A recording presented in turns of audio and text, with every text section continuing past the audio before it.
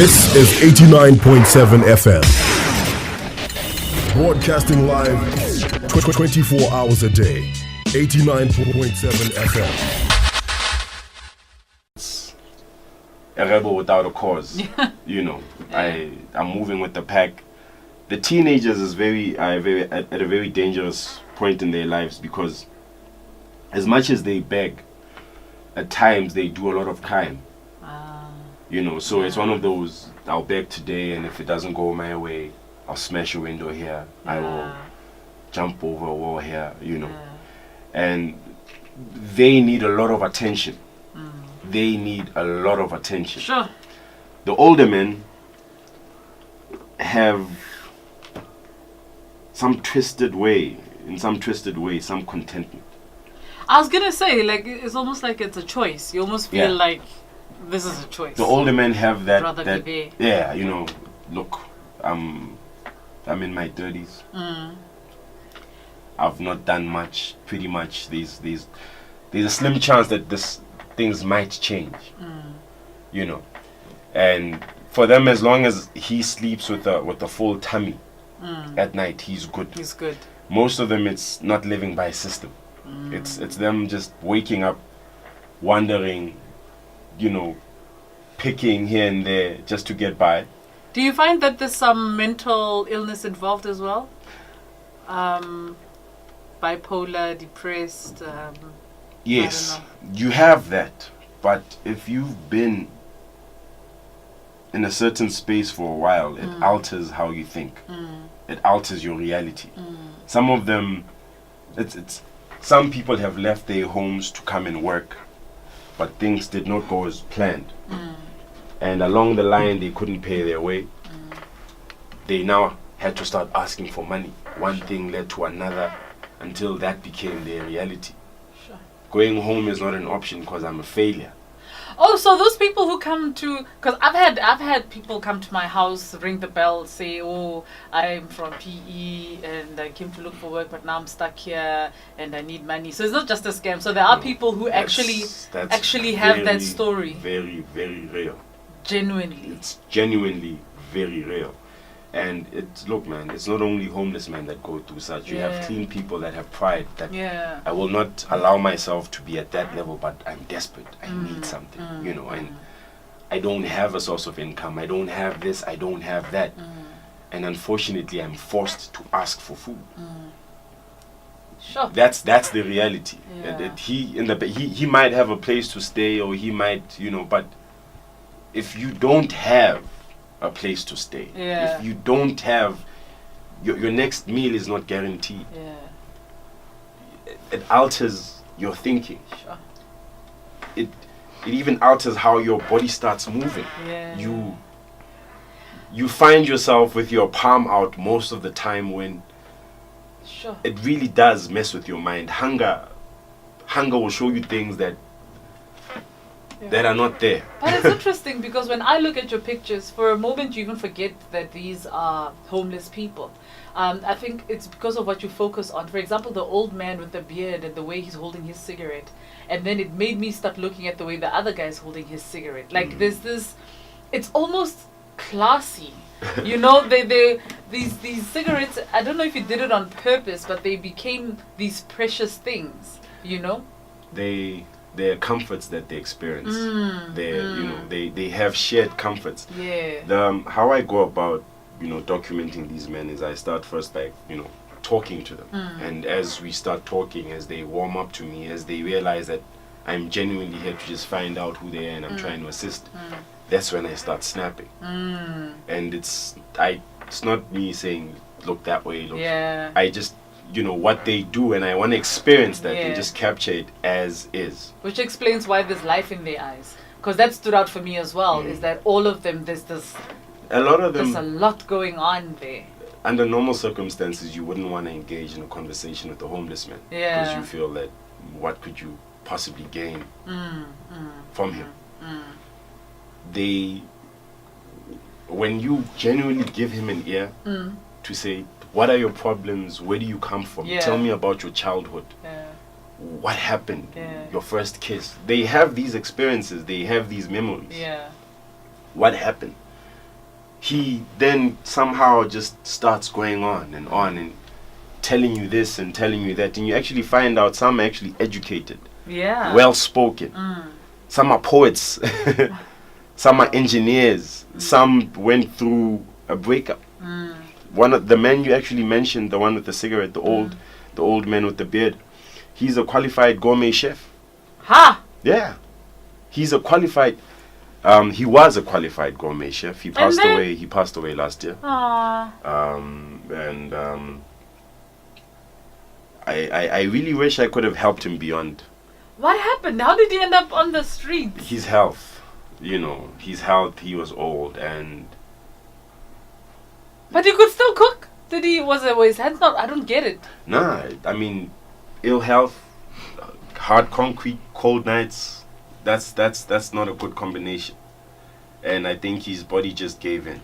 No, but now before that, how did he move from being a gourmet chef? Oh man. Because I mean, if you're a gourmet chef, you can work in a restaurant, a hotel, start your own, cater. He's from he was from Cape Town. Yeah. He met a girl. Then they moved to Bloem. These girls. Being a chef, the family was on some. He's a chef.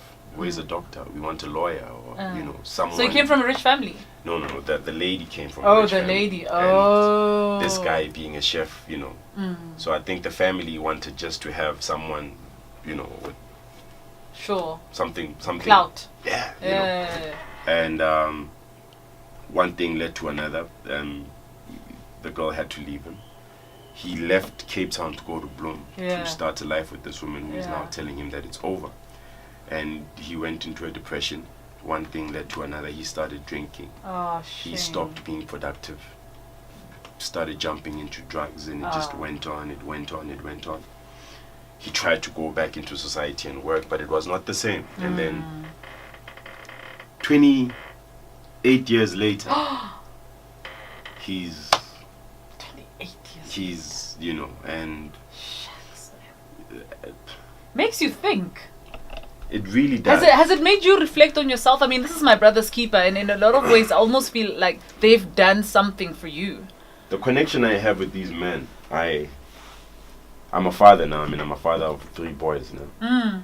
And I see how my wife handles, the kids, and the connection, the bond, how they look into each other's eyes when she's breastfeeding. And no matter how you turn up in life, you were once held.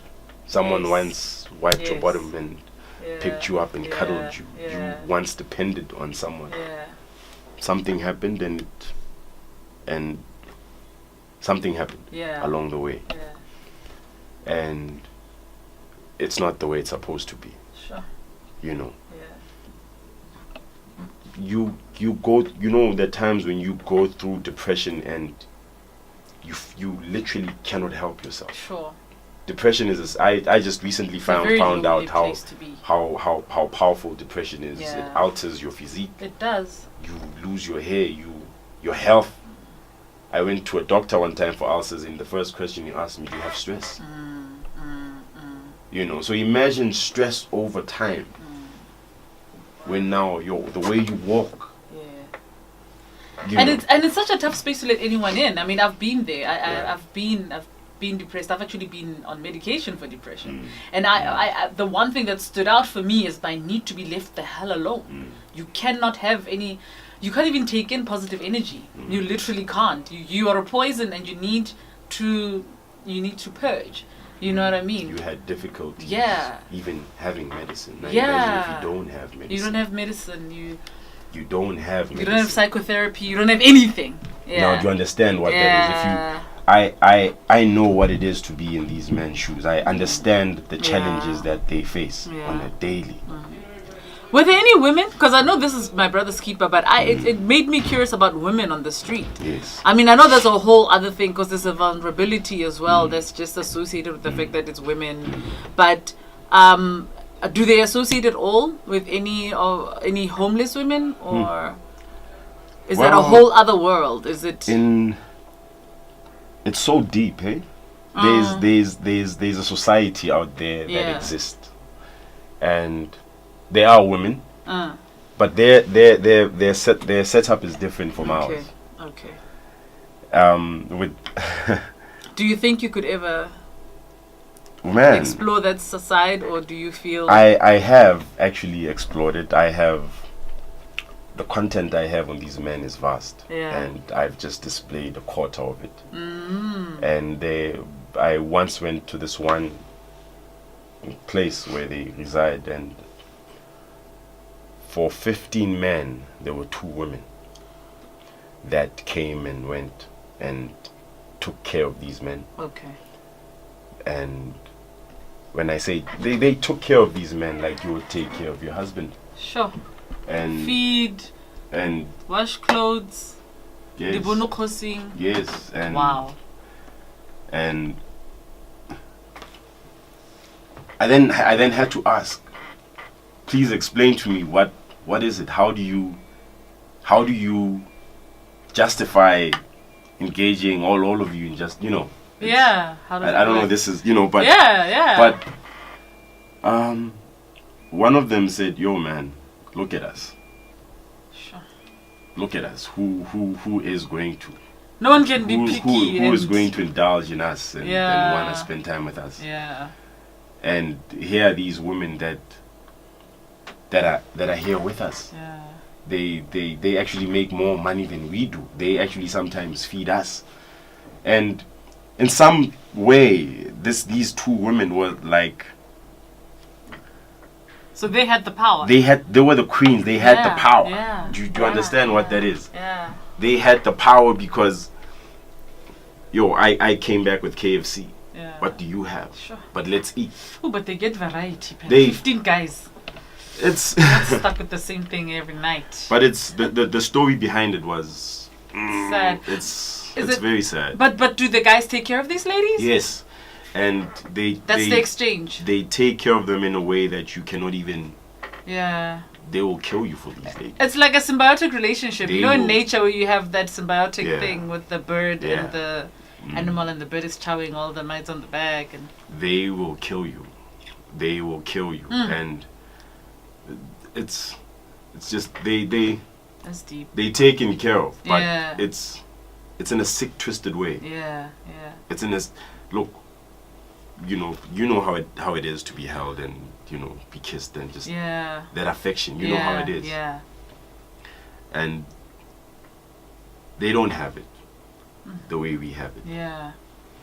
Here, I really want to talk into it, but I just don't know how to. I feel you, because Put it's it almost in, it's you almost know. like it's that rejection of not only are you're rejected, you're not getting affection, you're rejected, you're not being acknowledged, you're rejected, you're living on the sidelines, you're rejected, you're not even getting the most basic of human needs, and then you find this small circle where it's a pond, it's a pond, it's a tiny little pond that everybody has to dip into to somehow satisfy some kind of semblance of that. Yes. Is that what you're saying? Yes. Because that's what I'm getting right now. I'm also seeing those pictures you showed me, where to me I'm just seeing a complete human who could easily be walking out of the house next door, but there's so much going on. There's a So lot. how are your photos expensive? Are they affordable? No. They very, very, very much affordable. Yeah. The work I have right now, my brother's keeper, is for the whole collection is 37,000. It's not that much. Wow, that's not much. Yeah. And I try to make it presentable in terms of how I just package them. Yeah. But please know that all proceeds, are for a good cause. Yeah. And we'll catch you in a year's time and show you the progress of what has happened and how far we've come. So it'd be actually amazing to have a collection like that where I buy something now for the beginning of my brother's keeper, and then buy something in between during the progress, and then buy something at the end, and then have it as a narrative put up. I love it. I want to go back because I think I should get myself one of the big ones for my But studio. there's a documentary also coming out. Awesome. I'm busy with the motion picture. It's a Awesome. documentary pretty Yeah. much. And it's in depth as to what's what. It's Sure. literally a day in the life You So know, this is a work in progress. it is. So where can people go to follow your work? Bongani Ndlovu.co.za. Worldwide interweb, people. And of course Facebook, Bongani Ndlovu Photography. Instagram, Bongani Ndlovu, that guy. Okay. But please do come and see the exhibition. The Steve Biko building. Steve Biko building, Yeah. ground floor. Let's change your life. Let's change something. Yeah. Thank you. That work is beautiful. Thank you and very much. Thank you for taking the time to Thank talk you to me very about much it. for telling our story. Yep. Ladies and gentlemen, I know it's unbelievable. Tumi can be deep. Now let's have some music and I will continue with some madness. Thank you so much. Thank you very much. 89.7 FM.